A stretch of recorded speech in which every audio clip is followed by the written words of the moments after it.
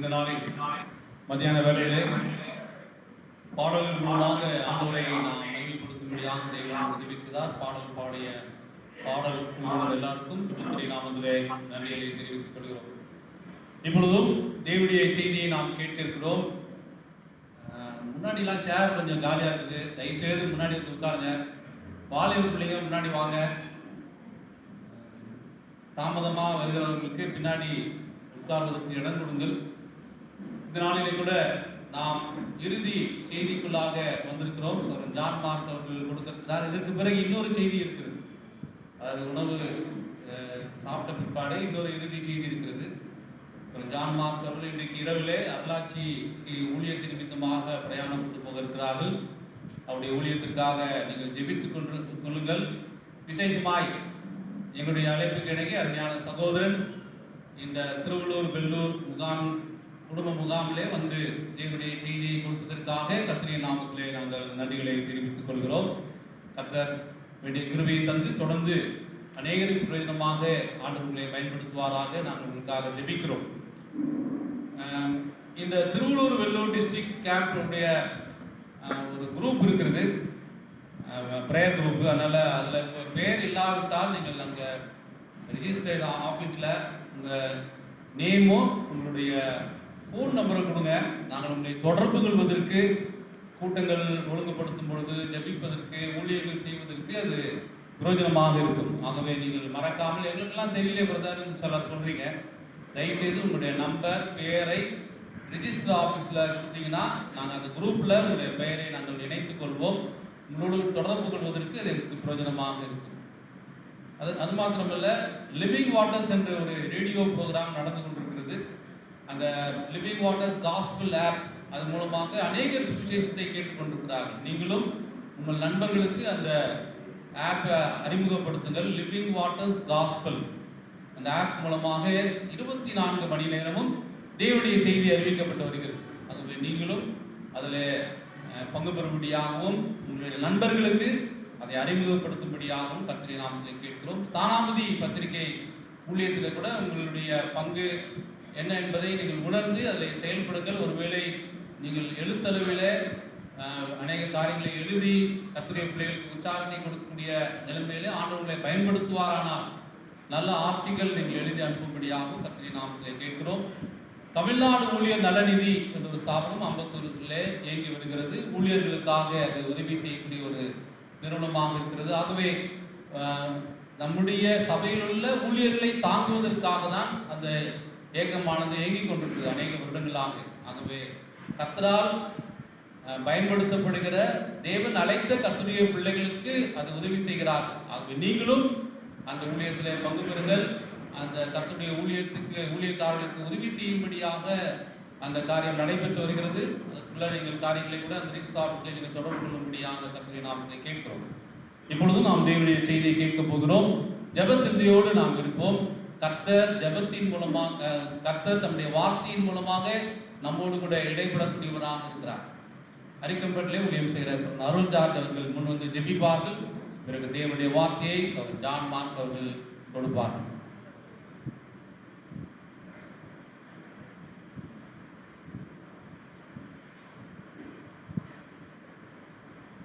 நாம் யாரும் பரலோகத்தின் தேவன் இருக்கிற காலத்தில் தலைகளை தாழ்த்தி நம்முடைய எண்ணங்களை அவருக்கு நேராக உயர்த்தி இந்த கூட்டங்களை ஆஸ்வதிக்கும்படியாக நாம் ஜெபம் செய்வோம். வானத்துக்கும் பூமிக்கும் ஆண்டவராக இருக்கிற சர்வ வல்லமை தேவனாகிய கர்த்தாவே, உம்முடைய அன்பின் குமாரனாய் எங்கள் ஆண்டவராகிய இயேசு கிறிஸ்துவுக்காய் ஸ்தோத்திரம். ஆண்டவரே, தேவன் நல்லவரும் நீ நன்மை செய்கிறவருமாகவே இருப்பதற்காக நன்றி செலுத்துகிறோம். விசேஷமாக 2 நாட்களாக இந்த முகாம்களை கர்த்தர் ஏற்படுத்தி தந்திருக்கிறேன். அதற்காக ஸ்தோத்திரம். இது குடும்ப முகாமாக குடும்ப காரியங்களை குறித்து ஆண்டவர் தெளிவாக திட்டமாக ஆண்டவரை கர்த்தருடைய ஜனங்களாக எங்களோடு பேசிக்கொண்டு வருவதற்காக ஸ்தோத்திரம். இந்த செய்திகளை நாங்கள் கேட்டு இதயத்தின் ஆழத்திலே பதித்து கர்த்தர் கொடுக்கிற ஆலோசனை என்பதை உணர்ந்து குறைவுகளை நிறைவு செய்து வரும் நாட்களில் பிள்ளைகளை கர்த்தருக்குள் ஆசீர்வாதமாய் வளர்க்கும்படியான கிருபை அதிகமாய் கொடுக்கும்படியாக நாங்கள் வேண்டிக் கொள்கிறோம். ஆண்டு இப்பொழுது கொடுக்க போகிற செய்திக்காகவும் இனியும் நடைபெறக்கூடிய இந்த ஊழியர்களுக்காய் நன்றி செலுத்த நம்முடைய கரத்தில் வைக்கிறோம். இந்த கூட்டங்களுக்காய் கூட்டத்தின் சகல விதமான தேவைகளுக்காக நாங்கள் ஜெபிக்கிறோம் ஆண்டவரே. எல்லாவற்றையும் கர்த்தர் பொறுப்படுத்தி எல்லா நன்மைகளால் நிறைந்து இந்த இடத்திலிருந்து போகும் பொழுது எல்லோரும் சந்தோஷமும் சமாதானத்துடன் மனமகிழ்ச்சியோடும் தேவன் எங்களோட பேசினார் என்கிறதான் நிச்சயத்தோடும் பேசினம் சரி செய்வோம் என்கிற நிலைமையில் இங்கிருந்து கடந்து போகத்தக்கதாக கர்த்தர் பெரிய காரியங்கள் செய்து ஆசீர்வதிக்கும்படியாக வேண்டிக்கிறோம். துதியும் கனமும் மகிமையும் ஸ்தோத்திரத்தையும் உமக்கே செலுத்துகிறோம். மீட்பர் இயேசு கிறிஸ்துவின் நாமத்தில் வேண்டிக்கிறோம் எங்கள் நல்ல பிதாவே, ஆமென்.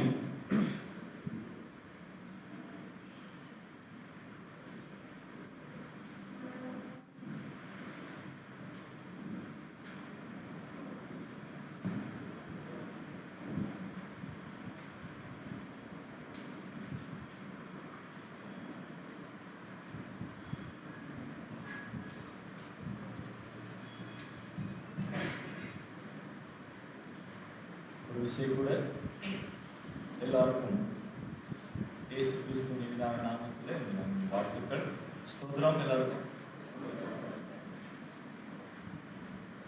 நீங்க அறிவீங்களா? தெரியல. யாரும் உட்கார்ந்துருக்கிறோம். ஸ்தோத்திரம் எப்படி இருக்கும்? ஸ்தோத்திரம். தூங்குறோம் சொல்லுங்க. ஸ்தோத்திரம்.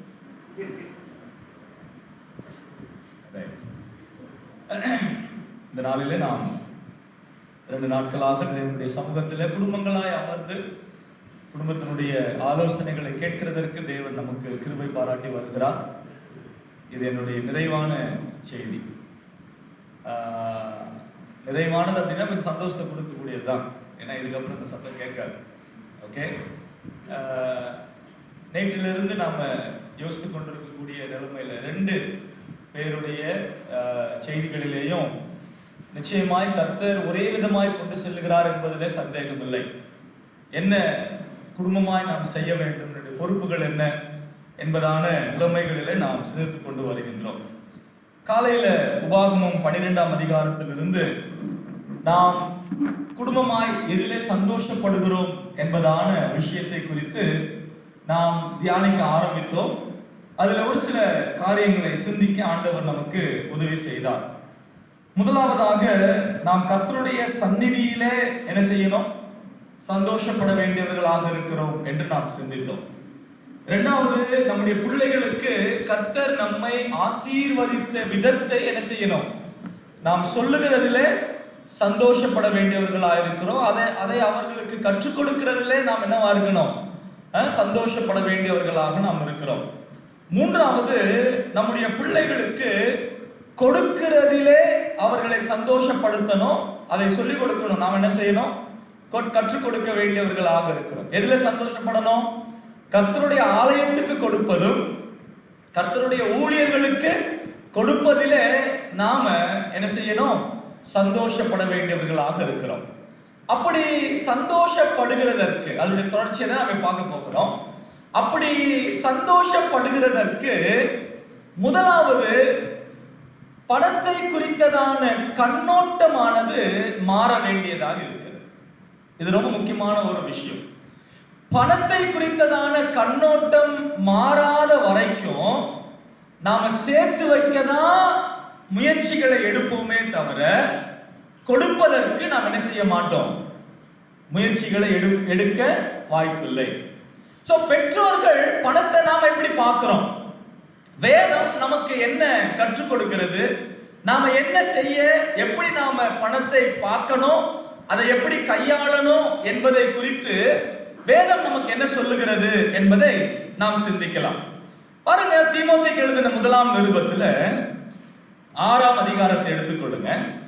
பேதுரு எழுதின 1ஆம் நிருபம் 6ஆம் அதிகாரம் அதனுடைய 17வது வசனத்திலிருந்து 19ஆம் வசனம் வரைக்குமாக நாம் வாசிக்கலாம்.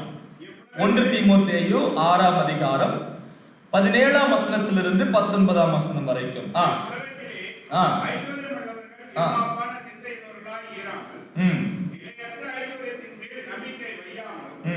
நாம் அனுபவிக்கிறதுக்கு சகலவித நன்மைகளையும் நமக்கு சம்பூர்ணமாய் கொடுக்கிற தேவனுள்ள தேவனின் மேல் நம்பிக்கை வைக்கவும் நன்மை செய்யவும் நற்கிரிகளில் ஐஸ்வர்யவான்களாகவும் தாராளமாய் கொடுக்கிறவர்களுக்கு உதாரண குணமுள்ளவர்களாயும் நித்திய ஜீவனை பற்றிக் கொள்ளும்படி வருங்காலத்தில்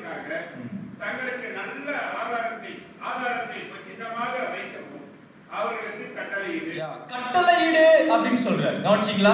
கட்டளையிடு. கட்டளையிடு என்ன அர்த்தம்? இது ஆப்ஷனல் கிடையாது. விரும்பினா செய்யலாம், இல்லனா செய்யாம போகலாம் அப்படின்ற ஒரு ஆப்ஷனல் கிடையாது. கட்டளையிடு அப்படின்னா கண்டிப்பா இதை என்ன செஞ்சாகணும்? நிறைவேற்ற வேண்டியவர்களாக நாம இருக்கிறோம் என்பதை நாம் கவனிக்கின்றோம். இந்த 3 வசனங்களிலே 3 விதமான பொக்கிஷங்கள் அல்லது ஐஸ்வர்யங்களை குறித்து இங்க சொல்லப்பட்டிருக்கிறது. ஒன்று, இவ்வுலகத்திலே ஐஸ்வர்யவான்கள். கவனிச்சீங்களா? 17வது வசனத்துல என்ன வாசிக்கிறோம்? இவ்வுலகத்திலே ஐஸ்வர்யவான்கள். இரண்டாவது 18வது வசனத்திலே நன்மை செய்யவும் நற்கிரியைகளில் ஐஸ்வர்யவான்கள் என்று பார்க்கின்றோம். கவனிச்சீங்களா? எது? நன்மை செய்யவும் நற்கிரியைகளில் ஐஸ்வர்யவான்கள். மூன்றாவது 19ஆம் வசனத்துல நாம வாசிக்கும் பொழுது வருங்காலத்திற்காக. இந்த வருங்காலம் என்பது நம்முடைய எதிர்காலத்தை குறிக்கிற வார்த்தை அல்ல. இந்த உலகத்திலே நம்முடைய எதிர்காலத்தை பற்றி இங்க பேசவில்லை. என்ன பேசுறாரு? நித்திய ஜீவனை பற்றி கொள்ளும்படி வருங்காலத்திற்காக தங்களுக்கு நல்ல ஆதாரத்தை பொக்கிஷமாக வைக்கவும் அவர்களுக்கு கட்டளையிடு. இது எந்த ஐஸ்வர்யம்? பரலோகத்திலே நாம் வைத்து வைக்கிற ஐஸ்வர்யம். பரலோகத்திலே நாம் வைத்து வைக்கிற ஐஸ்வர்யம் என்று நாம் பார்க்கின்றோம். இப்ப இந்த 3 விஷயங்கள் இருக்கிறது. ஒன்று, இவ்வுலகத்திலே ஐஸ்வர்யம். இரண்டாவது, நற்கிரியைகளிலே ஐஸ்வர்யம். மூன்றாவது, பரலோகத்திலே நாம் சேர்த்து வைக்கிற ஐஸ்வர்யம். சோ இந்த 3 இடங்களிலே நாம் பிடித்துக் கொள்ள வேண்டியது எது? நாம் விட்டுவிட வேண்டியது எது?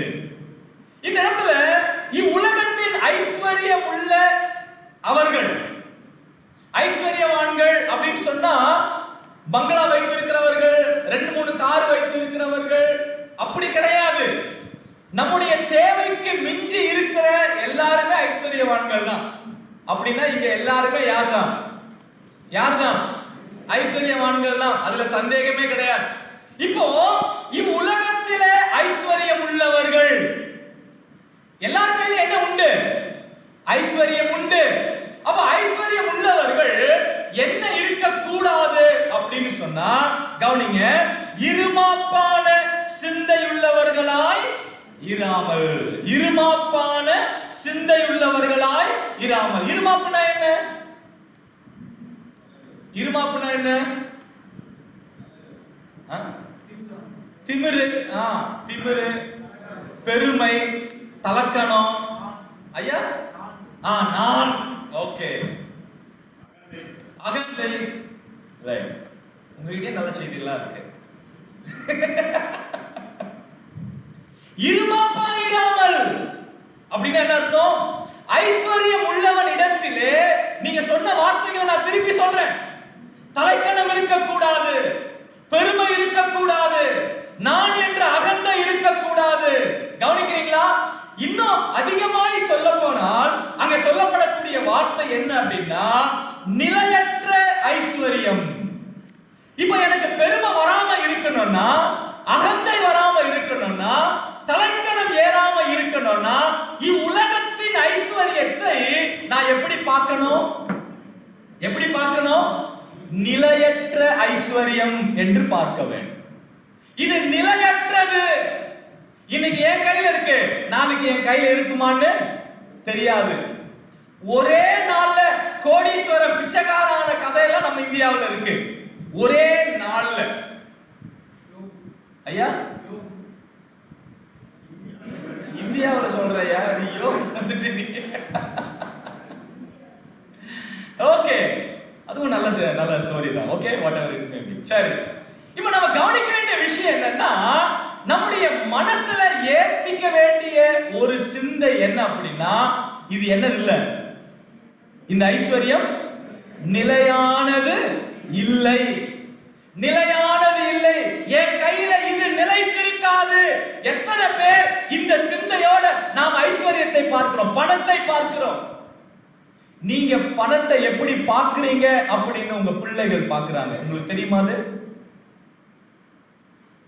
நீங்க பணத்தை எந்த மனப்பான்மையில பார்க்கறீங்க, உங்க பிள்ளைகள் அதை பார்க்கிறார்கள். எத்தனை பேர் இதை யோசிக்கிறீங்க? அப்ப நாம் நம்முடைய கையில வரக்கூடிய பணத்தை எந்த கண்ணோட்டத்துல பார்க்கிறோமோ, எந்த சிந்தையில பார்க்கிறோமோ, நம்முடைய பிள்ளைகளுக்கு நான் சொல்லிக் கொடுக்காம நான் சொல்லிக் கொடுக்கிறேன். வார்த்தையில இல்ல, ஆனா செயல்லையே நான் என்ன பண்றேன்? சொல்லிக் கொடுக்கிறேன். கொஞ்சம் யோசிச்சு பாருங்களேன். உங்க பிள்ளைகளை நீங்க படிக்க வைக்கிறீங்க இல்லையா? படிக்க வைக்கிறீங்களா? சொல்லுங்க, எதுக்காக படிக்க வைக்கிறீங்க?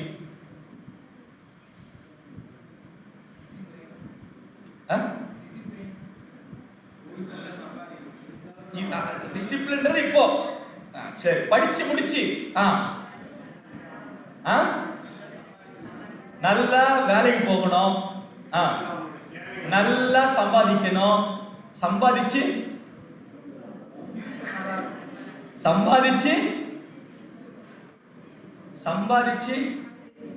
என்ன பண்ணணும் சொல்லுங்க.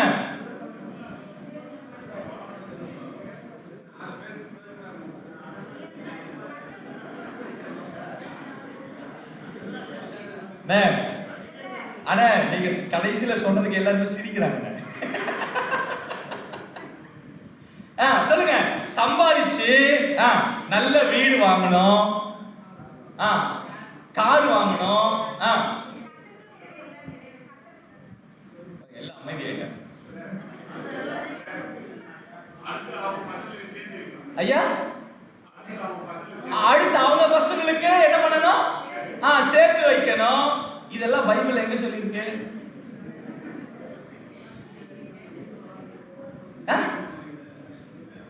கவனிக்கிறீங்களா? இதெல்லாம் பைபிள்ல எங்க சொல்லிருக்கு? ஐயா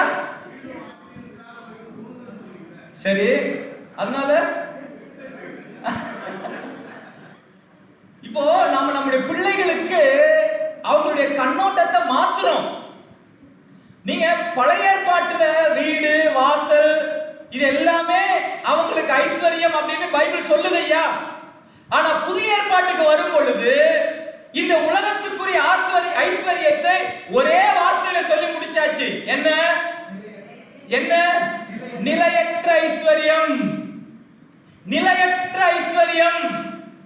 எபிரேயர் எழுத்தாளர் அதை சொல்லும் பொழுது ஒரு நல்ல அருமையான ஒரு வார்த்தை சொல்றாரு பாருங்க. ஆபிரகாமை பத்தி மேபி நீங்க படிச்சிருக்கலாம் நேத்து. பாருங்க, எபிரேயர் 11ஆம் அதிகாரத்துக்கு வரும் பொழுது 8வது வசனம் வாசிங்க. விசுவாசத்தினாலே ஆபிரகாம் தான் சுதந்திரமாக பெறப்போகிற இடத்துக்கு போகும்படி அழைக்கப்பட்ட போது கீழ்ப்படிந்து தான் போகும் இடம் இன்னதென்று அறியாமல் புறப்பட்டு போனான். ஓகே, புறப்பட்டு போனான். 9ஆம் வசனம் வாசிங்க. விசுவாசத்தினாலே அவன் வாக்குத்தத்தம் பண்ணப்பட்ட போது வாக்குத்தத்தம் பண்ணப்பட்ட தேசத்திலே பரதேசியை போல சஞ்சரித்து. நல்லா கவனிங்க, வாக்குத்தத்தம் பண்ணப்பட்ட தேசத்துக்கு வந்தாச்சு. வந்துட்டாரா? புறப்படும் போது ஆண்டவர் சொன்னாரு, நான் காண்பிக்கும் தேசத்துக்கு நீ போ அப்படின்னு. இப்ப அவன் புறப்பட்டு வந்தாச்சு. புறப்பட்டு வந்து வாக்குத்தத்தம் பண்ணப்பட்ட தேசத்துக்கு வந்த பிறகு என்ன பண்ணிருக்கணும்?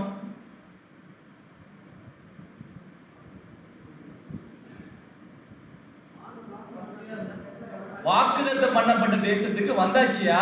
இப்ப என்ன பண்ணணும்? இப்போ ஒருவேளை சும்மா சொல்றேன், ஊழியத்துக்கு குஜராத்துக்கு போன்னு சொன்னாருன்னு வைங்களேன். நீ குஜராத்துக்கு போயிட்டீங்க, ஃபர்ஸ்ட் என்ன பண்ணுவீங்க? ஃபர்ஸ்ட் என்ன பண்ணுவீங்க? செட்டில் ஆகிறதுக்கு என்ன பண்ணணுமோ அதை பண்ணுவீங்க. என்ன பண்ணுவீங்க? வீடு வாங்குவீங்க, இல்ல வீடு தேடுவீங்க. வீட்டுக்கு தேவையான பொருட்களை எல்லாம் என்ன செய்வீங்க? வாங்குவீங்க. கவனிக்கிறீங்களா? நீங்க அங்க செட்டில் ஆகுது. ஏன்னா இதுதான் இனிமே நான் வாழ போகிற இடம், இதுதான் நான் வாழ போகிற தேசம், தேவன் வாக்கு பண்ணி கொடுத்த தேசம் அப்படின்னு அவர் அங்க வந்தாச்சு. அதான் வாசிக்கிற 9வது வசனத்துல, அவன் வாக்குத்தத்தம் பண்ணப்பட்ட தேசத்திலே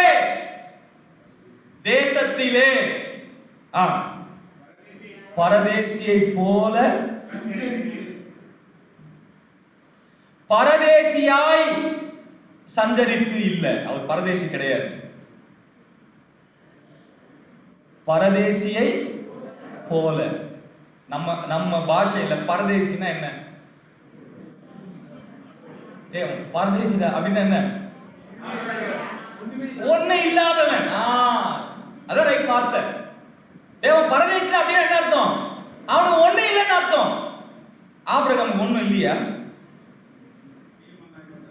சீமானா இருந்தான் ஐயா. அதாவது யுத்தம் பண்ண தெரிஞ்ச வீரர்கள் ஏறக்குறைய 330 பேர் இருக்கிறாங்க. அவங்க மனைவி இன்னொரு 330, ஒரு பேருக்கு ஒரு குழந்தை வச்சுக்காங்க, இன்னொரு 330. ஒரு வேளைக்கு 1000 பேருக்கு சமையல் நடக்கணும் ஆபிரகாமுடைய வீட்டுல. ஒரு வேளைக்கு நம்ம இங்க 200 பேர் இருக்கிறோம். அந்த 200 பேர் சமையல் செய்யறதுக்கு ஒரு மாசமா பிளான் பண்ணிக்கிட்டு இருக்கோம். காலையில என்ன பண்ணணும், மதியானம் என்ன பண்ணணும், ஸ்நாக்ஸுக்கு என்ன பண்ணணும், பண்றோமா இல்லையா? ஒரு வேளைக்கு 1000 பேருக்கு சமைக்கணுங்க. அவன் பரதேசி கிடையாது. ஆனால் ஆபிரகாம் எப்படி வாழ்ந்தாரு? பரதேசியை போல வாழ்ந்தாரு. பரதேசியை போல எப்படி வாழ்ந்தாரு? அங்க வாசிக்கிறோம். என்ன வாசிக்கிறோம்? அழைக்கப்பட்ட போது 9ஆம் வசனத்துல சஞ்சரித்து அந்த வாக்குத்தத்தத்திற்கு உடன் சுதந்திரராகிய ஈசாக்கோடும் யாக்கோபோடும் எங்க கூடியிருந்தாரு? ஆவியானவர் எவ்வளவு அருமையா எழுதி வச்சிருக்கார். அவர் எங்க வாழ்ந்தாரு? கூடாரங்களிலே வாழ்ந்தார். அவர் ஏன் கூடாரங்களில் வாழ்ந்தார்?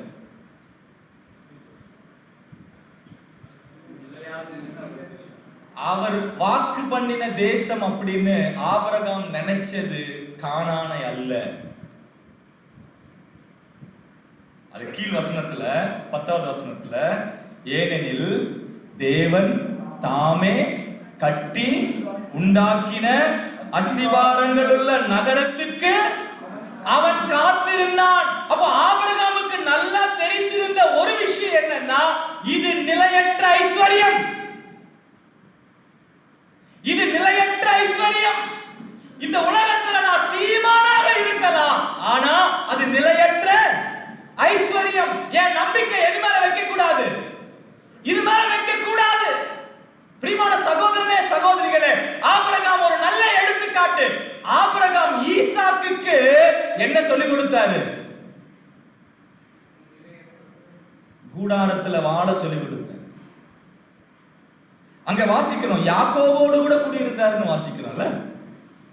அப்போ ஆபிரகாமும் யாக்கோபும் ஒன்னா வாழ்ந்தாங்களா?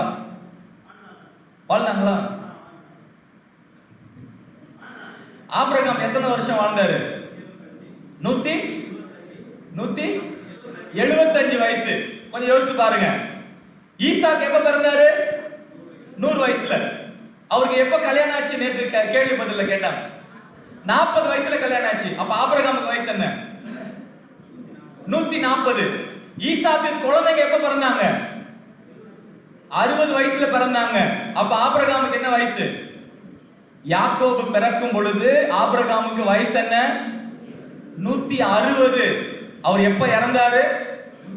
175. அப்போ யாக்கோவோடு ஆபிரகாம் எத்தனை வருஷம் வாழ்ந்தாரு? 15 வருஷம் வாழ்ந்தாரு.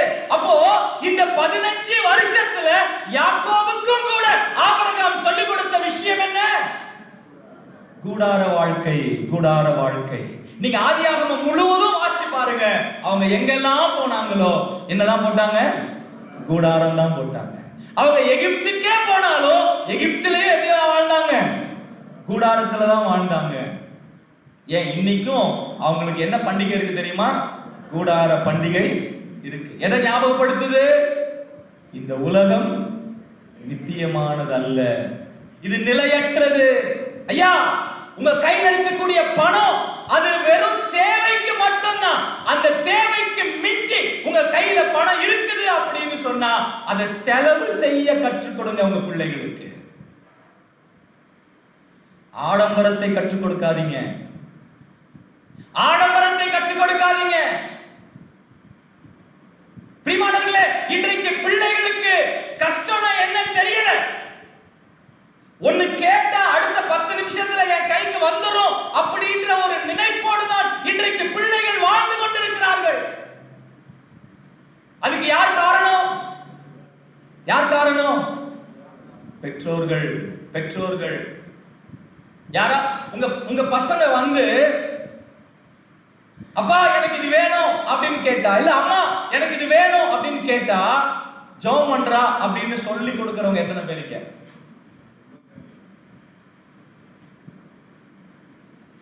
சாதாரண விஷயங்க. எத்தனை பேர் உங்க பிள்ளைகளுக்கு மேபி ரொம்ப கம்மியானவர்கள் தான் வருஷத்துல ஃபுல் ஃபீஸ் முதல்லயே கட்டுறவங்க. ஒரு அமௌண்ட் கட்டிடுறோம், ஒரு 3 மாசம் கழிச்சு டைரியில எழுதி அனுப்புவாங்க, இந்த 4 நாளைக்குள்ள ஃபீஸ் வந்து 5000 ரூபாய் கட்டணும் அப்படின்னு எழுதி அனுப்புறாங்கல்ல. அது உங்ககிட்ட வந்து யார் சொல்றது? யார் சொல்றா? யார் சொல்றா? உங்க பிள்ளைகள் வந்து சொல்றாங்க. எத்தனை பேரு டேய் இந்த ஃபீஸ் வேணும், ஆண்டவர் கொடுக்கணும், ஜெபம் பண்ணு அப்படின்னு எத்தனை பேர் சொல்லியிருக்கீங்க?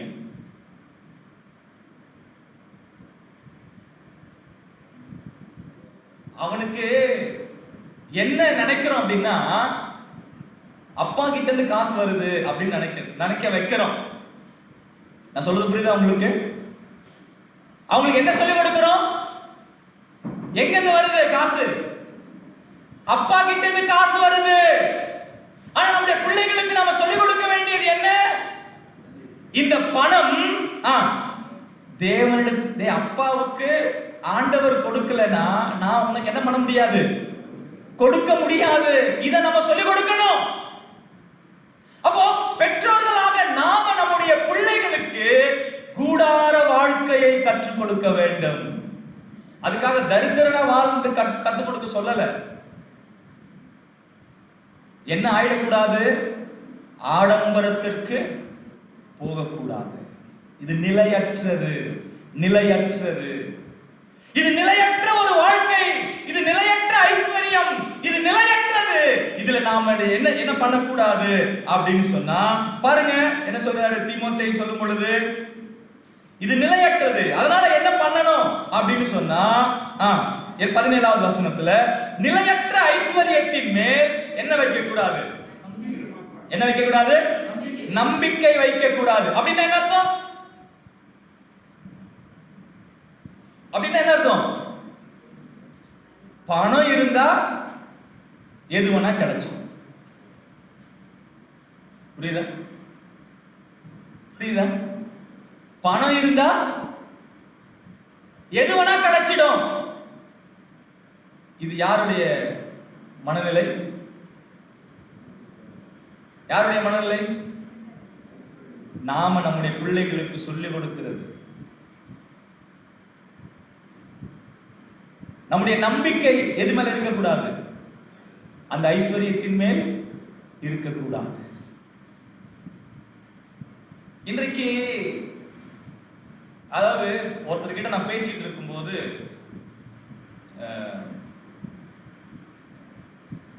கடன் அப்படின்னா என்ன அப்படின்னு, இப்போ பேங்க்ல வந்து லோன் வாங்குறாங்க இல்லையா? பேங்க்ல லோன் வாங்கினா கடனா இல்லையா? ஒருத்தர் வாதம் ஆடுறாரு அது கடன் இல்லை அப்படின்னு. அது கடன் கிடையாது. அப்ப கடன்னா என்ன? யாராவது ஒருத்தர்கிட்ட நேரடியா வாங்கினா அது கடன். சரி, அப்ப வங்கியில வாங்குறது அது வங்கி கடன்.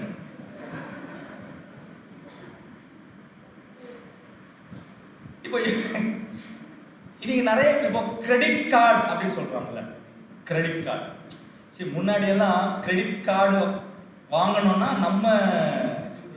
நம்ம அதிகமா பிரயாசப்படணும். இப்போ வந்து அதுக்காக பிரயாசப்பட வேண்டிய அவசியமே இல்லை. Congratulations, you won the credit card of 1 lakh, 10 lakh. யார் போடுறா? யார் போடுறா? அதாவது அவங்க என்ன சொல்றாங்கன்னா, நீ 10 லட்சம் கடன்காரன் ஆகுறதற்கு நீ தகுதி உள்ளவனா மாறிட்டு உனக்கு வாழ்த்துக்கள் அப்படின்னு உங்களுக்கு மெசேஜ் அனுப்புறாங்க.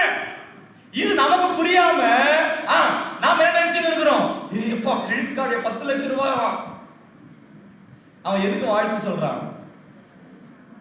நீ தகுதி ஆயிட்ட. எதுக்கு தகுதி ஆயிட்ட? கடங்காரன் ஆகிறதுக்கு தகுதி ஆயிட்ட. இது நமக்கு புரியவே மாட்டேங்குது. என் தம்பி ஊழியத்துக்கு வந்த உடனே ஃபர்ஸ்ட் அவன் செஞ்சது, அவன் கிரெடிட் கார்டு 4 கார்டு வச்சிருந்தான், எல்லாத்தையும் உடச்சு போட்டான். நான் இது வேண்டாம் நமக்கு. இன்னைக்கு நிறைய பேர் கிரெடிட் கார்டு இருந்தா போதும்னு நினைக்கிறவங்க எத்தனை பேர் இருக்கிறோம்? இஎம்ஐ இல்லாத குடும்பங்கள் எத்தனை இருக்கீங்க?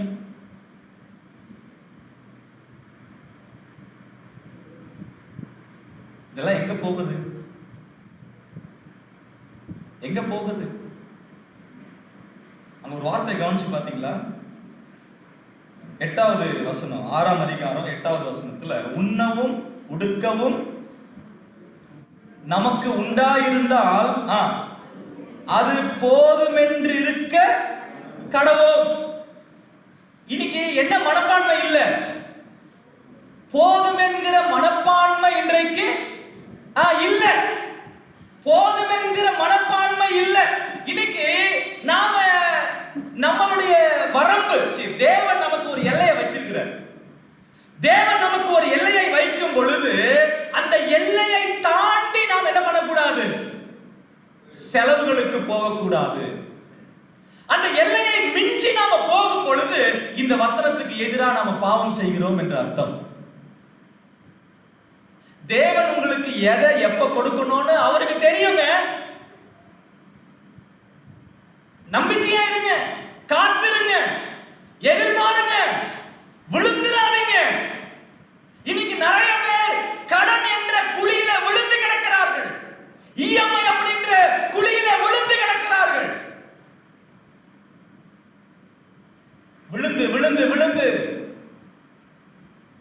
ஒரு சகோதரன் எனக்கு தெரியும், ஒரு மெசேஜ் வந்தது, நீங்க 5000 ரூபாய் கட்டுனா உங்களுக்கு 60000 ரூபாய் கிடைக்கும் அப்படின்னு சொல்லி. எனக்கு தெரியாது. எனக்கு ஒரு போன் வருது, பிரதர் ஒரு 5000 ரூபாய் அர்ஜென்ட்டா எனக்கு தேவை, நான் உங்களுக்கு சாயங்காலம் கொடுத்துறேன் பிரதர் அப்படின்னு. அவரு இதெல்லாம் சொல்லல. நான் சொல்ல புரியுதுங்களா? இதெல்லாம் சொல்லல. சொல்லாம, பிரதர் எனக்கு அர்ஜென்ட்டா ஒரு 5000 ரூபாய் தேவைப்படுது, எமர்ஜென்சி, நான் உங்களுக்கு சாயங்காலம் திருப்பி கொடுத்துறேன். சரி, என்ன அர்ஜென்ட் நமக்கு தெரியாது, கொடுத்துருவோம். 2 நாள் ஆச்சு, 3 நாள் ஆச்சு, சாயங்காலம் கொடுக்குறேன்னு சொன்ன நபரு 4 நாளா போனும் பண்ணல, ஒன்றும் பண்ணல. போன் பண்றேன், பிரதர் என்னாச்சு? இப்போ இந்த ஸ்டோரி எல்லாம் சொல்றாரு. பிரதர் ஒரு மெசேஜ் வந்தது பிரதர், அதுக்கு நான் இந்த மாதிரி போட்டேன். அதுக்கப்புறம் பார்த்தா நம்ம ஒரு பேங்க் அக்கௌண்ட் நம்பர் கொடுத்தோம் இல்லையா, அந்த அக்கௌண்ட் நம்பரை, அந்த கடைசி 2 நம்பரை வந்து திருப்பி விட்டான். யாரு? பேங்க்காரன். திருப்பி விட்டு மெசேஜ் இவருக்கு திருப்பி அனுப்பிட்டு, நீங்க பேங்க் அக்கௌண்ட்டை தப்பா போட்டீங்க, அதனால உங்களுக்கு காசு கிடைக்காது அப்படின்னு நினைச்சிட்டேன். என்ன போச்சு? என்ன போச்சு? 5000 ரூபாய் போச்சு. இந்த மாதிரி எத்தனை பேரு? இவர் வந்து வசனம் தெரியாதவர் இல்ல, போதிக்கிறவர், கற்றுக் கொடுக்கிறவர். ஆனா என்ன இல்ல? என்ன இல்ல? போதுமென்கிற மனதுடனே கூடிய தேவ பக்தி. அங்க கவனிங்க, 19ஆம் வசனத்துல நம்ம வாசிச்சோம் இல்லையா? என்ன வாசி? 18 வாசிக்கலாம். நன்மை செய்யவும் நற்கிரியைகளில் ஐஸ்வர்யவான். இப்ப இந்த நற்கிரியைகளில் ஐஸ்வர்யவான்கள், நம்முடைய பிள்ளைகளுக்கு என்ன நற்கிரியைகள் பணத்தை வைத்து நம்ம சொல்லிக் கொடுக்கலாம்? நீங்க சொல்லுங்களேன், ஆலோசனைகள். சபைக்கு கொடுக்கிறது, ஓகே. வேற ஊழியக்காரருக்கு கொடுப்பது, அத ஊழியர்கள் சொல்றாங்க, அதுதான் கஷ்டமா இருக்கு. சாப்பாடு இல்லாதவங்களுக்கு கொடுக்கிறது, வெரி குட். இயலாதவர்களுக்கு, நம்ம ஹாஸ்பிட்டல்ல யாரையாவது விசிட் பண்ண போறோம், பாவம் அவங்க முடியாதவங்களா இருக்கிறாங்க அப்படின்னா அவங்களுக்கு என்ன செய்யலாம்? உதவிகள் செய்யலாம். வேற இப்படி நற்கிரியைகள் செய்கிறதுல நிறைய காரியங்கள் உண்டு. இதுல எத்தனை பேர் உங்க பிள்ளைகளை நீங்க இன்வால்வ் பண்றீங்க? எங்க வீட்டுக்கு ஊழியக்காரங்க வந்தாங்க அப்படி, சபையில இல்ல, வீட்டுக்கு ஊழியக்காரங்க வந்தாங்க அப்படின்னா எங்க பிள்ளைகளுடைய கையில காணிக்கை கொடுத்து அவங்க கொடுக்க சொல்லுவோம். இது எதுக்கு? எதுக்கு? அவங்களுக்கு தெரியணும். என்ன தெரியணும்? ஊழியர்கள் வந்தா கொடுக்கணும்னு தெரியணும். வீட்டுக்கு யாராவது வர்றாங்க அப்படின்னா பசங்க உட்கார்ந்து இருந்தா அவங்களை எழுப்பணும். நம்ம தான் எழுப்பணும். நீ எழுதுற, அவங்க வந்திருக்காங்க, நீ உட்கார்ந்து இருக்கிற, நாம சொல்லணும், வேற யார் சொல்லி கொடுப்பா? ட்ரெயின்ல யாராவது போறாங்க, பிச்சை எடுத்துட்டு போறாங்களோ இல்ல கேட்கிறாங்களோ அப்படின்னு சொன்னா நம்ம கொடுக்காம அவங்களுக்கு தெரியாது. நம்ம தான் அவங்களுக்கு என்ன பண்ணணும், 10 ரூபா கொடுத்து கொடுக்குறா அப்படின்னு சொல்லி கொடுக்கணும். 4 வாட்டி சொல்லி கொடுங்க, 5வது வாட்டி அவன் கேட்பான், வந்திருக்கிறான் கொடுப்பா அப்படின்னு. பணத்தை பார்க்கிற அந்த விதம். போன வாரத்துல என் பொண்ணும் நானும் ஸ்நாக்ஸ் வாங்குறதுக்காக கடைக்கு போனோம். கடைக்கு போயிட்டு 60 ரூபா ஆயிடுச்சு. ஸ்நாக்ஸ் எல்லாம் வாங்கிட்டு 60 ரூபா ஆயிடுச்சு. ஃபோன்ல ஜிபே பண்றேன், நெட்வொர்க் வேலை செய்யல, கையில காசும் கிடையாது. கையில காசு அந்த நேரத்தில் அவருக்கு தெரிஞ்சவர் தான், ஐயா திரும்ப ஒரு 10 நிமிஷத்துல நான் இப்படி வருவேன், வேற ஒரு மீட்டிங் போக வேண்டியிருந்துச்சு, 10 நிமிஷத்துல நான் வந்துடுறேன், இப்படி வரும்போது நான் உங்களுக்கு என்ன செய்யறேன், காசு கொடுத்துட்டு போங்க, போங்க அதில் என்ன இருக்கு, அப்புறம் பார்த்துக்கலாம் போங்க அப்படின்னு சொல்லிட்டு அவர் அனுப்பிட்டார். ரிட்டர்ன் வரும்போது அந்த வழியில வரல, அந்த கடை இருக்கிற வழியில வரல, அர்ஜென்ட்ல வேற ஒரு ஷார்ட்கட் எடுத்துக்கிட்டு அந்த ஊழியத்துக்கு வந்துட்டேன். அன்னைக்கு நான் ஆக்சுவலாக அதை மறந்துட்டேன்.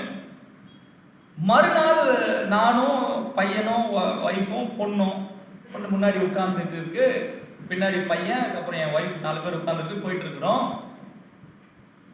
அந்த கடைக்கிட்ட கிராஸ் பண்ணும்போது டக்கு அப்பதான் ஞாபகத்துக்கு வருது, ஐயோ ஒரு காசு கொடுக்கலையே அப்படின்ட்டு. என் பொண்ணு முன்னாடி உட்கார்ந்துருக்கு, காசு கொடுத்தியா இருக்கு அப்படின்னு கேட்குறாங்க.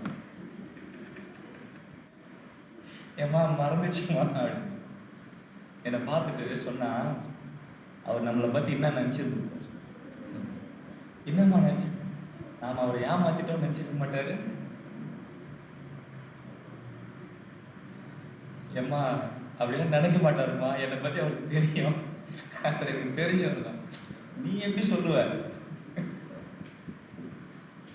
அந்த வார்த்தையை கேட்டப்போ எனக்கு உண்மையே பெரிய சந்தோஷம். ஏன் தெரியுமா? அந்த பணத்தை பற்றியதான மனப்பான்மை என் பொண்ணுக்கு என்ன இருக்கு அப்படின்னு நான் தெரிஞ்சுக்கிட்டேன். ஒருத்தரை ஏமாத்த கூடாது அப்படின்னு தெரிஞ்சுக்கிட்டா அது எனக்கு சந்தோஷம். நம்முடைய பிள்ளைகளுக்கு பணத்தை பற்றியதான அந்த நிலையில நாம் என்ன சிந்தையை நாம் வைக்கிறோம், என்ன வைக்கிறோம், நாம் அதை யோசிக்க வேண்டியவர்களாக இருக்கிறோம். வீட்டில் நாம் எப்படி இருக்கிறோமோ சபையிலையும் அப்படிதான் இருப்போம். நிறைய வெளி இடங்கள்ல ஊழியங்களுக்கு போகிற இடங்கள்ல நிறைய, அதாவது நமக்கு இங்க இல்லை, சென்னையில கிடையாது, நம்முடைய சபைகள்ல வெளியில நீங்க போனீங்க அப்படின்னு சொன்னா பணத்தை வைக்கிற அந்த நபருக்கு ட்ரெஷரர் அப்படின்னு பேரு. எங்க சர்ச்சிலையும் கூட அவர் ட்ரெஷரர் அப்படின்ட்டு பேரு வச்சு. நிறைய குற்றச்சாட்டுகள் என்ன அப்படின்னு சொன்னா, பிரதர் இந்த பையன், அதாவது அந்த சோனுடைய பையன், இவன் இப்படி இருக்கிறதுக்கு யார் காரணம் தெரியுமா பிரதர்? யார் காரணம்? அவங்க அப்பா தான் ட்ரெஷரரா இருக்குது. ஏன் அப்படின்னு கேட்டா, பிரதர் சபையிலிருந்து பணம் போகுது அப்படின்னா அது வீட்டுக்கு போகுது பிரதர், அவ்வளவுதான், வரவு செலவு இல்லை, என்ன நிலைன்னு சொல்லி தெரியாது, அதனுடைய காரியங்கள் என்ன புரியாது. இப்போ அந்த பையனுக்கு அல்லது அந்த பொண்ணுக்கு அந்த குழந்தைகளுக்கு அந்த பெற்றோரை பற்றி வெளியில பேசும்போது அவங்களுடைய நிலையில அப்பா என்ன தோற்றமா இருப்பார் சொல்லுங்க. இன்னும் பரிதாபமான ஒரு விஷயம் என்னன்னா, நிறைய பேர் பிள்ளைகள் ஓகே இன்னைக்கு இன்கம் வரும் சண்டே எங்க இருந்து வருது? எங்க இருந்து வருது? சர்ச்சில இருந்து வருது. யார் இதை உருவாக்குறது? யார் அதை உருவாக்குறது? பிரியமானவர்களே, அந்த வசனத்தை நீங்க கவனிச்சு பாத்தீங்களா? 19வது வசனத்துல என்ன வாசிக்கிறோம்? நித்திய ஜீவனை பற்றி கொள்ளும்படி வரும் காலத்திற்காக என்ன பண்ணுங்க? தங்களுக்கு நல்ல ஆதாரத்தை பொக்கிஷமாக வைக்கவும் அவர்களுக்கு. அப்ப அது எங்க? அது பரலோகத்திலே நாம் பணத்தை சேர்த்து வைக்க வேண்டும் என்று இந்த உலகத்திலே நம்முடைய பிள்ளைகளுக்கு நாம என்ன பண்ணணும்? சொல்லிக் கொடுக்கணும். ஆண்டவர் என்ன சொன்னாரு பாருங்க, மத்தேயு 5ஆம் அதிகாரத்துல, மத்தேயு 5ஆம் அதிகாரத்துல உங்கள் பொக்கிஷம் எங்கே? 6ஆம் அதிகாரம் அதனுடைய 20வது வசனம், 20, 21. பரலோகத்திலே உங்களுக்கு பொக்கிஷங்களை சேர்த்து வையுங்கள். சரி. அங்கே பூச்சியாவது துருவாவது கெடுக்கிறதும் இல்லை. அங்கே திருடர் கன்னமிட்டு திருடுகிறதும் இல்லை. ஓகே. உங்கள் பொக்கிஷம் எங்கே இருக்கிறதோ அங்கே உங்கள் இருதயமும் இருக்கும். உங்கள் இருதயம்னா உங்கள் ஆசை. உங்கள் இருதயம் எங்கே? எங்க? உங்கள் பொக்கிஷம். இப்ப சொல்லுங்க, நம்ம எங்க வச்சிருக்கோம் பொக்கிஷங்களை? பேங்க் லாக்கர்ல வச்சிருக்கிறோம். நீங்க கவனிச்சு பாத்தீங்களா? தீமோத்தேயுல என்ன சொல்றாரு? அங்க வாசிச்சோம் இல்லையா? 1 தீமோத்தேயு 6ஆம் அதிகாரம் 17வது வசனத்துல, நாம் அனுபவிக்கிறதற்கு சகலவித நன்மைகளையும் நமக்கு சம்பூர்ணமாய் கொடுக்கிற. இப்ப ஆண்டவர் நமக்கு ஐஸ்வர்யத்தை கொடுக்கிறார்னா எதுக்கு கொடுக்கிறாரு? எதுக்கு? அனுபவிக்கிறதற்கு. எதுக்காக இல்ல? சேர்த்து வைப்பதற்காக. ஒண்ணு நான் அனுபவிக்கணும், ரெண்டாவது கொடுக்கணும். இவ்வளவுதான், ரெண்டே விஷயம் தான். ஒண்ணு நான் அனுபவிக்கணும், ரெண்டாவது கொடுக்கணும். எதுக்காக இல்ல? எதுக்காக இல்ல? சேர்த்து வைப்பதற்காக இல்ல. சேர்த்து வைப்பது என்பது 2 அர்த்தம் இருக்கு, கவனிங்க. முதல் அர்த்தம் என்ன அப்படின்னா, உங்களுடைய தேவை.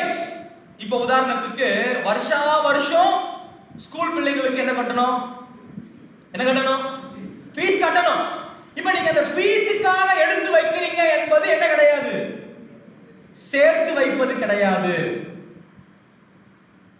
அதுக்கு என்ன உண்டு? ஒரு நோக்கம் உண்டு.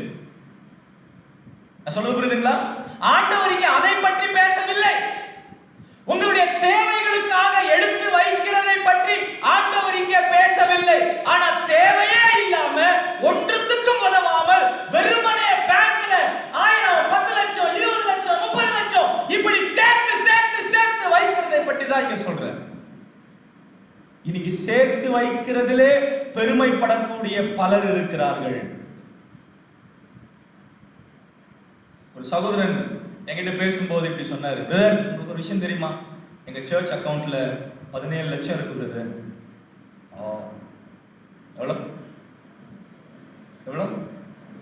பிரதர்? 10 லட்சம் கொடுங்க பிரதர், சர்ச்சு கட்டிக்கிட்டு இருக்கோம், ரூப் போட வேண்டியது இருக்கு. ஊழியம் இருக்கிற இடத்துல பணம் இல்லை, பணம் இருக்கிற இடத்துல ஊழியம். ஆண்டவர் அங்க கொடுக்கிறாரு, ஆனா அவங்க அதை பயன்படுத்துகிறதற்கு சொல்லு 17 லட்சம் வச்சு என்னெல்லாம் பண்ணலாம் யோசித்து பாருங்க. அது வெறுமனே சும்மா அங்க கிடக்கிறதுனால பயன் என்ன?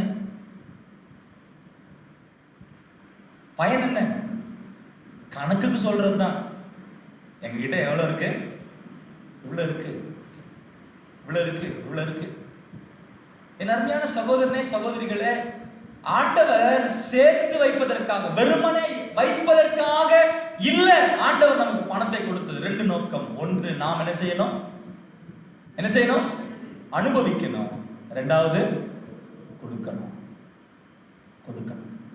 இதிலே நாம் சந்தோஷப்பட வேண்டியவர்களாக இருக்கிறோம். அங்க ஒரு வார்த்தை கவனிச்சீங்களா?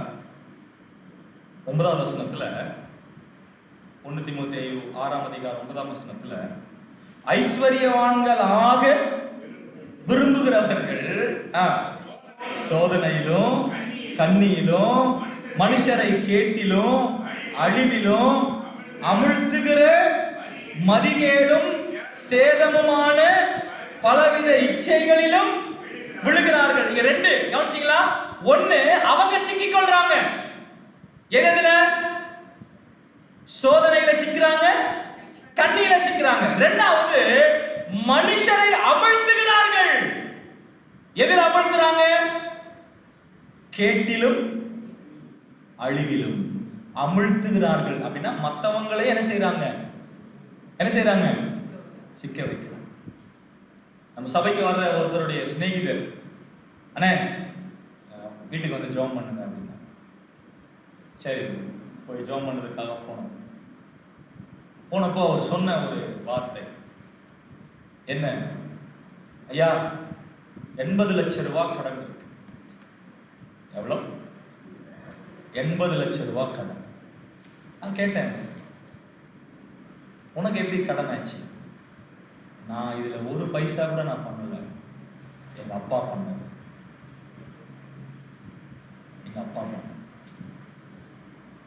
இப்ப அவர் கையை விரிச்சிட்டாரு. வர்றவங்க எல்லாம் யாரை பிடிக்கிறாங்க? என்ன பிடிக்கிறாங்க? கடன் பட்டது யாரு? கடன் பட்டது யாரு? அப்பா. அதனுடைய வேதனை அனுபவிக்கிறது யாரு? பையன். என் அருமையான சகோதரனே, சகோதரி, ஐஸ்வர்யவான்கள் ஆக விரும்புகிறவர் தேவன் உங்களை ஐஸ்வர்யவான்கள் ஆக்குகிறார் அப்படின்னா அதுல பிரச்சனை இல்ல. எங்க வாசிக்கிறோம்? நீதிமொழிகள் 10:22 தேவன் கொடுக்கிற ஐஸ்வர்யத்தோடு அவர் எதை கூட்ட மாட்டாரு? வேதனையை கூட்டார். அப்ப கர்த்தர் கொடுக்கிற ஐஸ்வர்யத்திலே என்ன இல்ல? வேதனை இல்லை. ஆனா நீங்களா குறுக்கு வழிகள்ல, மற்ற வழிகள்ல நாம ஐஸ்வர்யவான்களாக முயற்சி செய்து கடைசியில நாம கண்ணியில விழுகிறது மட்டுமல்ல, நாம சோதனைகள் விழுகிறது மட்டுமல்ல, நாம நிம்மதியை இழக்கிறது மட்டுமல்ல, நம்மை சுற்றிலும் இருக்கிறவர்களையும் என்ன செய்யறோம்? அதிலே அமிழ்த்துகிறவர்களாக நாம் இருக்கின்றோம். நம்முடைய பிள்ளைகளுக்கு பணத்தை பற்றியதான சரியான கண்ணோட்டத்தை நாம் சொல்லி கொடுக்கல. அப்படி கொடுத்துட்டோம்னா அதை விட பெஸ்ட் லெசன் வேற தேவையில்ல. அவங்களுக்கு பெஸ்ட் லெசன் வேற தேவையில்ல. பணத்தை பற்றியதான கண்ணோட்டம் தான் அவங்க கேரக்டரை முடிவு பண்ணுது. ₹1 இது எந்த இல்ல அப்படின்னா அவன் சொல்லணும் இது எந்த இல்ல. எவ்வளவு? ₹1.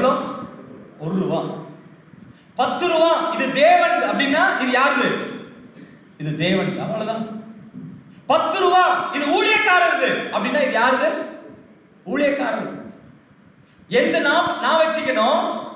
தேவனுடையது தேவனுக்கு கொடுக்கணும், ஊழியருடையது ஊழியருக்கு கொடுக்கணும். ஆண்டவரே சொன்னாரு, என்ன சொன்னாரு? ராயனுடையது ராயனுக்கு கொடு, தேவனுடையது தேவனுக்கு கொடு. ஆனா காசு யார் கையில இருக்கு? காசு யார் கையில இருக்கு? உன் கையில இருக்கு. டிசைட் பண்ண வேண்டியது யாரு? நாம தான். செய்றோமா?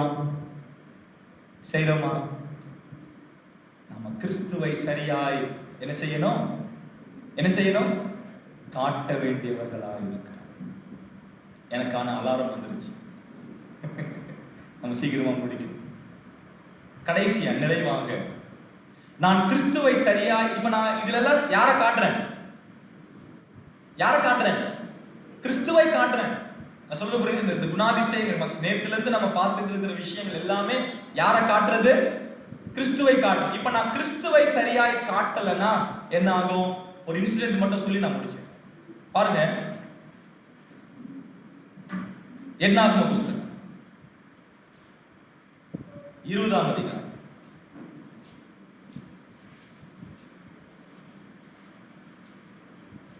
என்னாகும் புஸ்தகம் 20ஆம் அதிகாரம்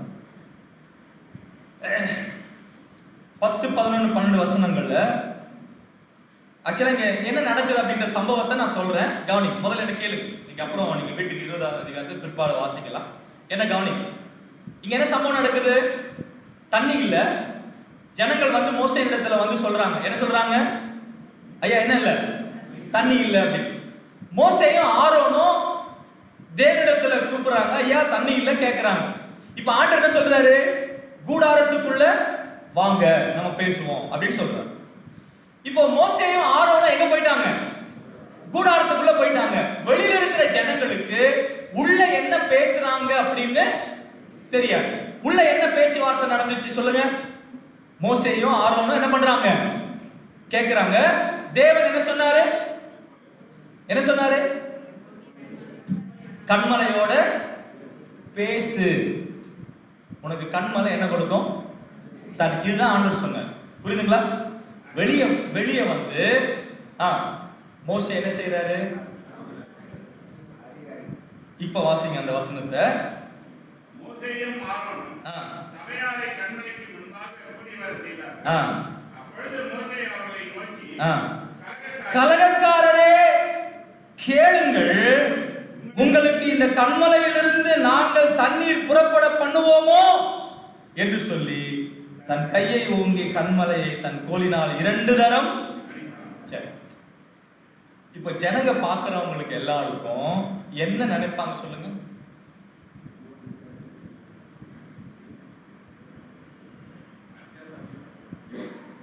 இப்போ மோசே கோவப்படுறாரு. ஆனா இந்த கோபம் யாருடைய கோபமா ஜனங்க பார்க்கறாங்க? சொல்றது புரியுதா உங்களுக்கு? ஏன்னா உள்ள என்ன நடந்துச்சுன்னு யாருக்கு தெரியாது. யாருக்கு தெரியாது? ஓ, வீட்டுல சண்டை நடக்குதா அப்படின்னு கணவன் வெளியே வரும்போதே தெரிஞ்சிடும்.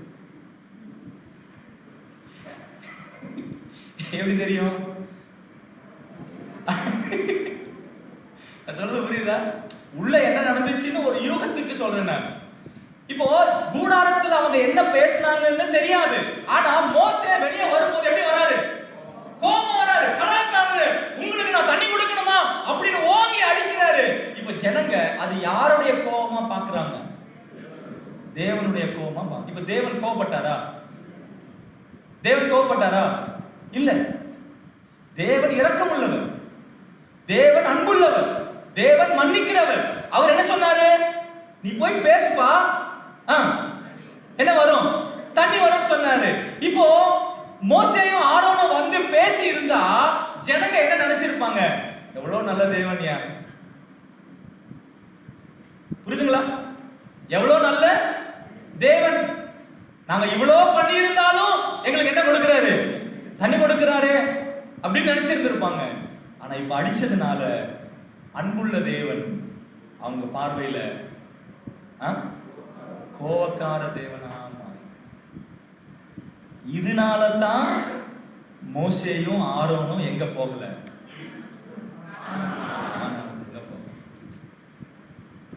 சொல்றது புரியுதா?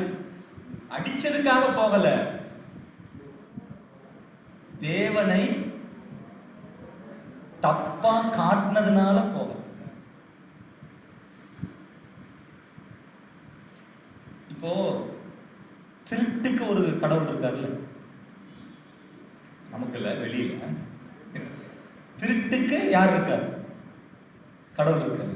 நீ யாரை கும்பிடுற அப்படின்னு சொன்னா, இந்த தேவனை சொன்னா அவனுடைய தொழில் என்னன்னு தெரியுமா இல்லையா? அப்ப அவன் செய்யற வேலை, அவன் யாரு வணங்குறான்ன்றது தெரியுது. இப்ப சொல்லுங்க, நான் யார் அப்படின்றதும் என்னுடைய ஆண்டவர் யார் என்பதையும் யார் வெளிப்படுத்தணும்? நான் தான் வெளிப்படுத்தணும். அப்ப என் ஆண்டவரை தப்பா வெளிப்படுத்தினா ஆண்டவர் அதை பொறுத்துக்கொள்ள. அந்த வார்த்தையை கவனிச்சீங்களா? 23வது வசனத்துல இருந்து வாசிங்க.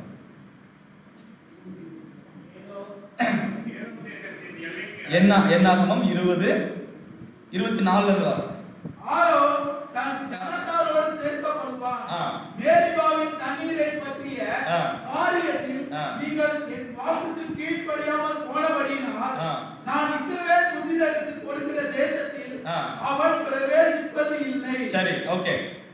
நீ ஆரோனையும் அவன் குமாரனாகிய எலியாசரையும் கூட்டிக் கொண்டு அவர்களை ஓர் என்னும் மலையில் ஏற பண்ணி ஆரோன் உடுத்தியிருக்கிற வஸ்திரங்களை கழற்றி அவர்களை அவன் குமாரனாகிய எலியாசருக்கு உடுத்துவாயாக. ஆரோன் அங்கே மரித்து தன் ஜனத்தாரோடு சேர்க்கப்படுவான் என்றார். போதுங்க, இங்க என்ன வாசிக்கிறோம்? ஆரோனையும் அவங்க 2 குமாரரையும் எங்க கூட்டி போ? எங்க கூட்டி போ? மேல மலை மேல கூட்டி போ. கூட்டிட்டு போய் என்ன பண்ணணும்? ஆரோனுடைய வஸ்திரங்களை கழட்டி அவங்க பசங்களுக்கு உடுத்து. அப்படின்னு என்ன அர்த்தம்? அதாவது ஆரோன் அந்த வஸ்திரங்களை கழட்டி தன் பிள்ளைகளுக்கு கொடுத்தா அது கௌரவம். சொல்றது புரியுதா? ஆரோன் அவருடைய வஸ்திரங்களை எடுத்து தன் பிள்ளைகளுக்கு கொடுத்தா அது என்னது? கௌரவம். ஆனா இங்க அது நடக்கல. என்ன நடக்குது? ஆண்டவர் கழட்டி என்ன செய்றாரு? கொடுக்கிறார். அப்படின்னா பிடுங்கப்படும். சரியா? சொல்லுங்க, இந்த இடத்துல மோசே என்ன செஞ்சிருக்கணும்?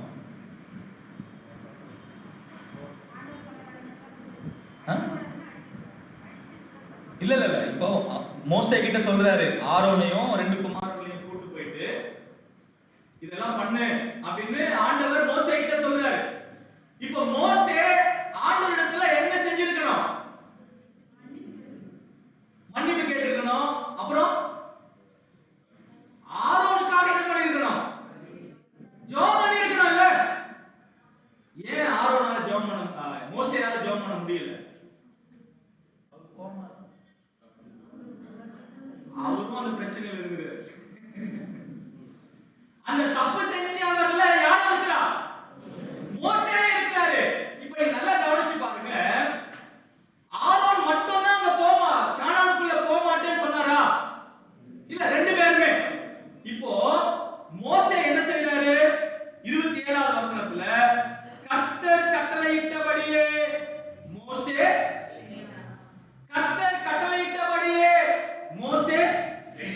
செய்தான். கொஞ்சம் யோசிச்சு பாருங்க. கேக்குதா பின்னாடி? ஓகே, கொஞ்சம் கவனிங்க. இப்போ மலை மேல யாரெல்லாம் இருக்கா? மோசே இருக்கிறாரு, ஆரோன் இருக்கிறாரு, ஆரோனுடைய குமாரர்கள் இருக்கிறாங்க. மோசே ஆரோனுடைய வஸ்திரங்களை கழட்டும் போது மோசேக்கு எப்படி இருந்திருக்கும்? அவ்வளவுதானா? ஏன் இதே நிலைமை நாளைக்கு எனக்கும் வரும். ஆரோனுடைய வஸ்திரம் கழட்டப்படுகிறது போலவே என்னுடைய வஸ்திரமும் சீக்கிரமாய் கழட்டப்படும். இன்னைக்கு ஆரோன் முந்திக்கிறாரு, நாளைக்கு என்னுடையது. ஐயா, கவனிக்கிறீங்களா? இன்றைக்கு கடந்து போனவங்க எல்லாருமே பெரும்பாலானோர் தேவனை தவறாக காட்டினவர்கள். அவங்க கடந்து போயிட்டாங்க. இன்னைக்கு நாம இருக்கிறோம். நாம ஆண்டவரை எப்படி காட்டிக்கிட்டு இருக்கோம்? குடும்பமாக, தனிப்பட்ட நிலைமையில, சபையாக ஆண்டவருடைய குணாதிசயங்களை எந்த நிலைமையில நாம் வெளிப்படுத்துகிறவர்களாக நாம் இருக்கின்றோம்? காட்டுறோமா? ஒருவேளை தப்பா காட்டுறவங்களாக நாம் இருக்கிறோம் அப்படின்னா ஆரோனுக்கு ஏற்பட்ட நிலை மோசேக்கு ஏற்படுகிற அந்த நிலை நாளைக்கு யாருக்கு? உங்களுக்கு. செய்ய வேண்டியது என்ன? நானும் என் வீட்டாருமோ என்றால் கர்த்தரையே எப்படி சேவிக்கணும்? எப்படி சேவிக்கணும்? கர்த்தருடைய கட்டளையின் நமக்கு கொடுக்கப்பட்டிருக்கக்கூடிய நியமங்கள் இது இந்த வசனத்துல, நமக்கு கொடுக்கப்பட்டிருக்கக்கூடிய கட்டளைகள் இந்த வசனத்துல, நம்முடைய வாழ்க்கைக்கான அளவுகள் இந்த வசனம்.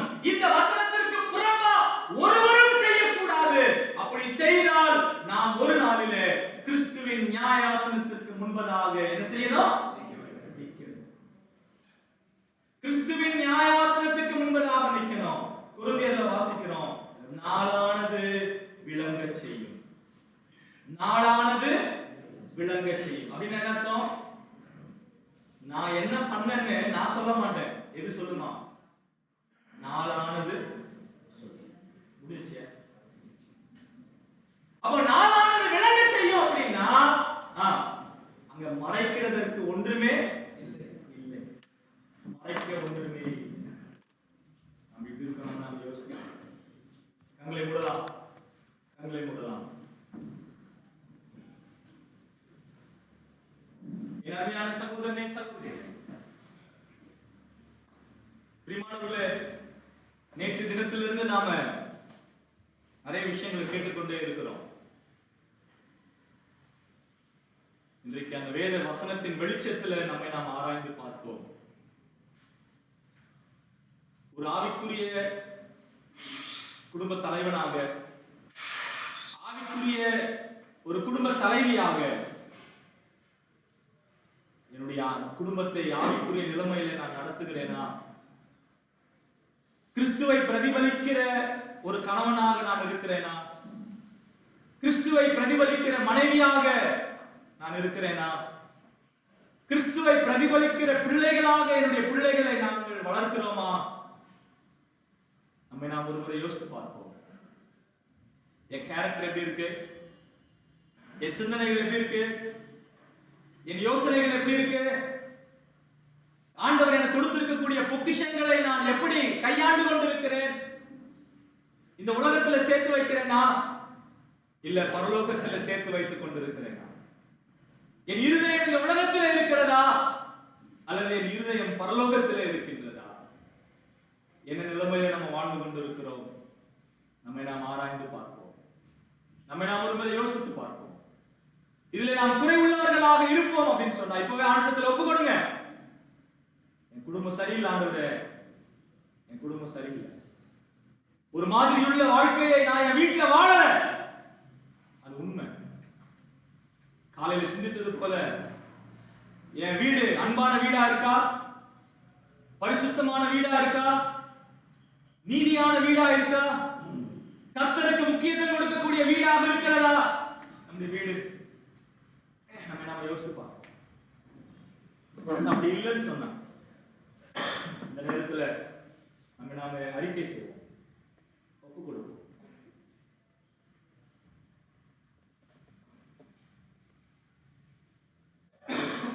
கிருபையா நேசிக்கிற எங்கள் அன்பின் பரலோக பிதாவே, பரிசுத்தமுள்ள தேவனே, இந்த வேலைக்காக உமக்கு ஸ்தோத்திரம் செலுத்துகிறோம். இது மட்டும் கர்த்தர் இடைப்பட்டதற்காக நன்றி ஐயா. நீர் பேசின நம்முடைய வார்த்தைகளுக்காக ஸ்தோத்திரம் செலுத்துகிறோம். பிதாவே, கேட்ட ஒவ்வொரு இருதயத்தில குத்தப்படவும் சரி செய்யப்படவும் உமக்கு நெருங்கி வரவும் உம்மை வெளிப்படுத்துகிற வாழ்க்கை வாழ்கிறதற்கு தேவன் ஒவ்வொருவருக்கும் கிருபை செய்யும்படியாய் சமூகத்தில் ஜெபிக்கிறோம். மீதியான நேரத்தையும் கர்த்தர் ஆசீர்வதிப்பார். மன்னிக்கிற தேவன், குறைவுகள் இருந்தால் கர்த்தாவே எங்களை ஒவ்வொருவரையும் மன்னித்தருள்வார். இயேசு கிறிஸ்துவின் நல்ல நாமத்தில் ஜெபிக்கிறோம் எங்கள் ஜீவனுள்ள நல்ல பிதாவே. ஆமென். Thank you. அழைத்து இந்த 2 நாள் ஊழியத்துல எனக்கும் ஆண்டவருடைய வார்த்தையை பகிர்ந்து கொள்கிறதற்காக இந்த வாய்ப்பை கொடுத்த ஒருங்கிணைப்பாளர்களுக்கு கர்த்தர் நாமத்தில் நன்றியை தெரிவித்துக் கொள்கிறேன். பொறுமையா உட்கார்ந்து கேட்ட உங்களுக்கும் கர்த்தர் நாமத்தில் நன்றியை தெரிவித்துக் கொள்கிறேன். Thank you.